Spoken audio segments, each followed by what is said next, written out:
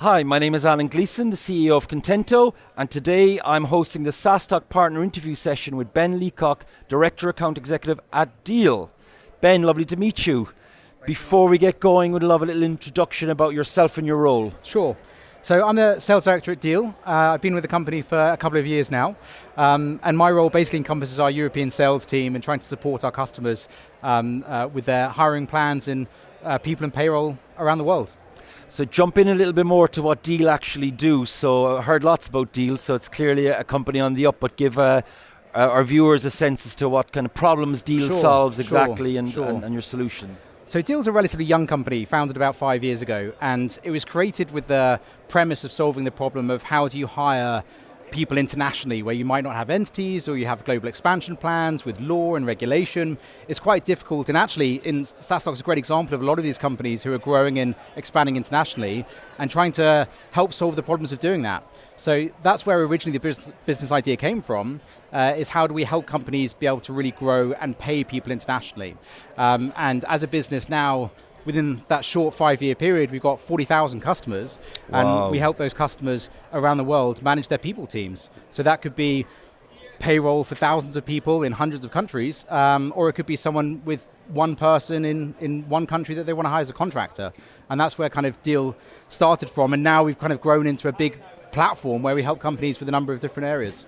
And I guess what's important is the kind of trend is very much behind you in terms of remote working and trying to access talent from across the world, right? So if I understand you correctly, what you're doing is removing a lot of the compliance and admin and headaches that potentially go with trying to access talent from around the world, right? Oh, completely. And look, as a company, we started by predominantly dealing with companies that wanted to hire remote workers. And now where we are as a business is that whether you work remotely or in an office, if you're paying someone in any country in the world, we're there to help you. And it's also an industry that hasn't really been disrupted. Payroll isn't the sexiest industry in the world. So to be able to try to disrupt that industry, and I think it's been very beneficial, and we've had a lot of fast growth, has been pretty phenomenal over the last sort of 4 or 5 years for the company. No, it makes sense. And talk us through the sort of size of business where, maybe even at the entry level, like at what level can you start using solutions like Deel? Is it for further on in the journey, bigger companies, or can you do it with small startups hiring remotely for the first time? Sure, it's a pretty broad spectrum. So we work with companies that literally want to hire one person, maybe a contractor, and they want to hire them and they're looking for a platform to be able to do that, manage compliance, manage payments, and it could literally be a one-person company hiring one other person. But we also work with companies that have more than 10,000 people that they run their entire payroll systems through Deel. So every person that gets paid, their entire people platform is managed through Deel internationally.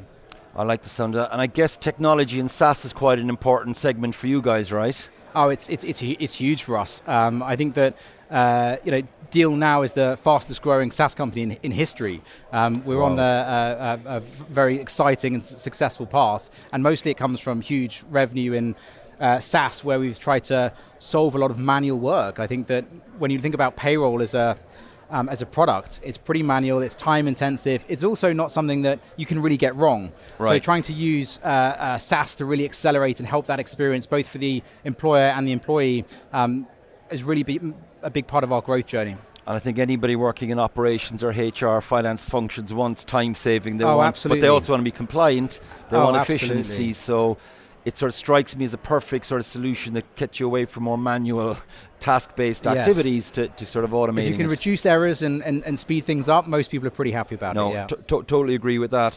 You touch a little bit on your growth, right, and the success you have had. What are some of the milestones that you can share in terms of either growth percentages or headcount growth or revenue or whatever you're happy to share?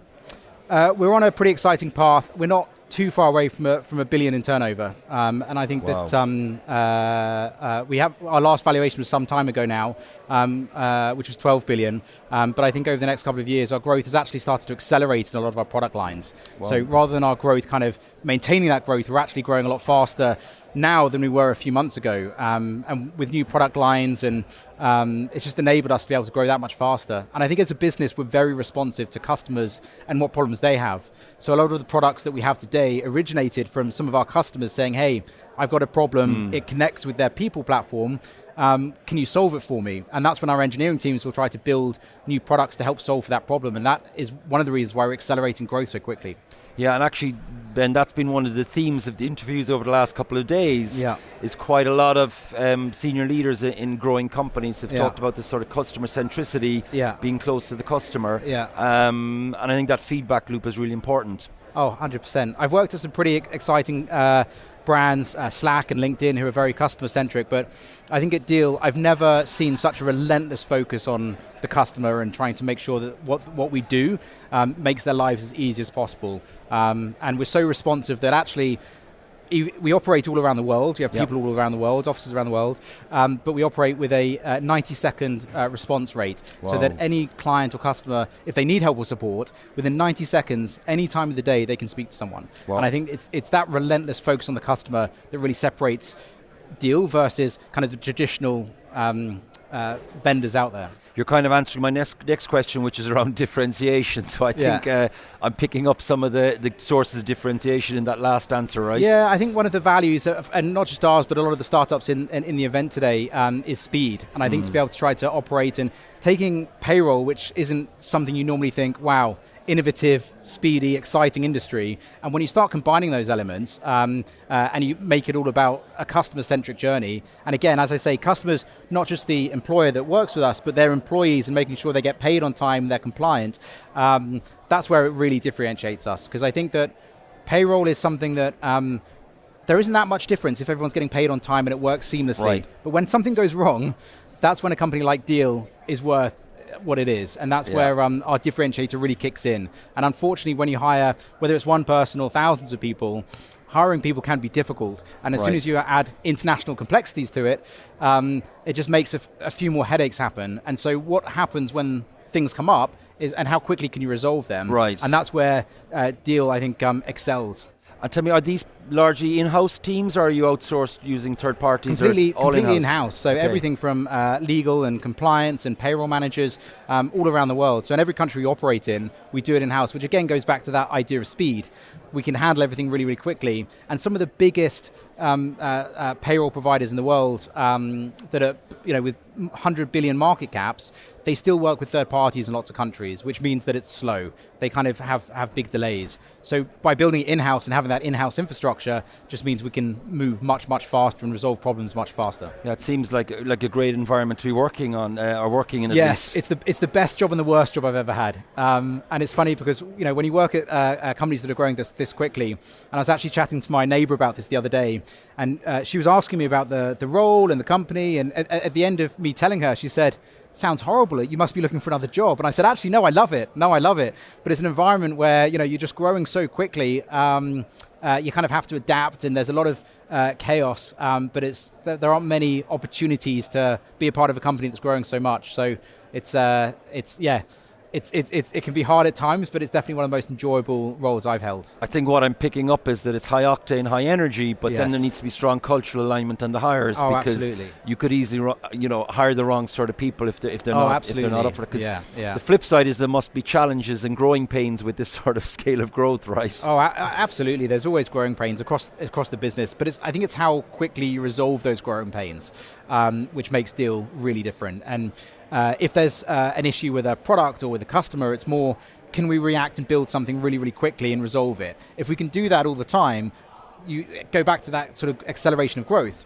I think bigger companies sometimes struggle because if you're a customer of hundreds of thousands of customers and you say, hey, I've got a problem here, and it might need a change to a product, they're probably not going to change a global platform or product for one customer. Deel's at a really nice size where actually we do, and we do it all the time because it improves our product and improves the customer journey.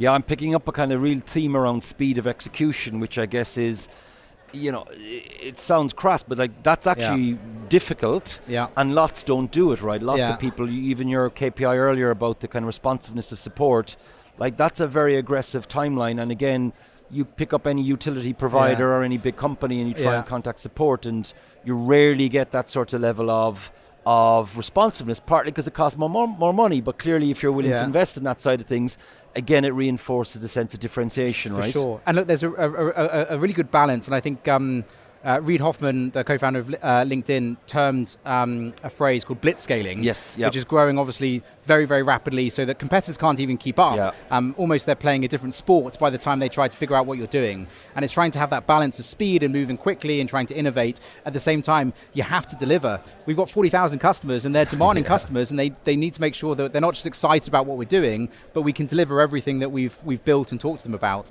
And so it's always trying to find that balance of sort of blitzscaling, but delivering a really good, concise product. Because as I said, with payroll, you can't really get it wrong. No, and I'm smiling, Ben, because I've read the book and I was half in awe and half in horror, because it was classic Reid Hoffman, very strong opinions, but it was a very American-centric view of the tech world. I think when looking at through European lens, I was thinking, this seems very aggressive, but I think your point is if you can temper that by getting a bit more balance. I think Reid's book might have It's trying to take the best of both worlds, and as I said, there's no point moving really quickly if you don't have a fantastic product that can deliver. And with payroll, as I said, it's a very unforgiving industry. If you weren't people being paid on time, it's very problematic, and people make a lot of noise very quickly. So as I said, with sort of the best of the blitzscaling, but also finding the balance to make sure you deliver on the product side. From what I'm hearing, if I was a VC looking at interesting rounds in the next couple of years, you're ticking a lot of boxes, right? I suspect the round may well be oversubscribed, and I think the growth trajectory, if you can kind of keep on that for a little bit longer, it's going to be a phenomenal success story, right? Yeah, well, look, we still feels like we're just getting started. So we're growing, and we've got a really good, healthy foundation. We're a profitable company that's growing in the right direction, but it's more in all of these different areas where our products sit. We're still actually just scraping the surface, because when you think about people management, whether it's performance management all the way to people getting paid, it's a huge industry with lots of different products in it, and bring it onto one platform, we're still just getting started in the journey and growth of the company. So even though we've been running 5 years, it almost feels like day one, almost every week, because we're still so young into the journey. Yeah, no, it sounds phenomenal. Just changing tracks slightly, we'd love to get your thoughts a little bit on SaaStock and the event, because obviously you're one of the key partners. So maybe, is this your first time at SaaStock, Ben? No, I've been here a few times over the years. It's always a great event. And I think it's got a real mix between some really big established SaaS companies and some startups and founders that are really growing and really starting to think about how they can make their business grow and take it to the next level. So it's a really interesting environment that Deel very much enjoys being a part of. Great, no, I'm glad to hear. And I guess for other businesses in the UK and Europe looking at potentially partnering with SaaStock in the future, what would your thoughts and recommendations to those be? I think it's an incredible opportunity to be able to meet with a lot of different companies that probably one going through the same problems that you're going through if you're growing a SaaS business, but also to be able to try to make you more efficient, more cost effective, and some of the innovation technology that's on display today is pretty amazing, and you think about how to apply that to your businesses. There aren't many opportunities in Europe where you get together this group of people that can really, almost every single stand could be able to offer you something different and your business something different, and that's kind of quite an exciting place to be. I haven't come across one stand where I thought that's not going to be very useful. Yeah, I think that's a key point, but also in a kind of a post-remote world, this ability to get FaceTime with people, press the flesh, build trust and relationships, meet partners, meet suppliers, meet other startups, I think is all part of the attraction of it, right? Well, look, predominantly as a business, we operate in a remote world, so any opportunity we get to be able to meet with partners, vendors, suppliers, potential customers is always a very exciting time for us. We find we make considerably more progress having a conversation face to face, getting to build rapport and getting to know someone. And as I said, in the room today we have people from all over Europe to be able to attend, and that's a pretty exciting opportunity for us to be able to have that face to face interaction with a few days together, opposed to having to travel all around Europe and trying to have the same meetings. Yeah, I think you're not alone in that. There's others having board meetings in Dublin these past couple of days, having VCs fly in from America to attend the board meeting, but also to come here. So listen, thank you so much, Ben. Really love chatting to you. Thank you so much for your time. Thank you.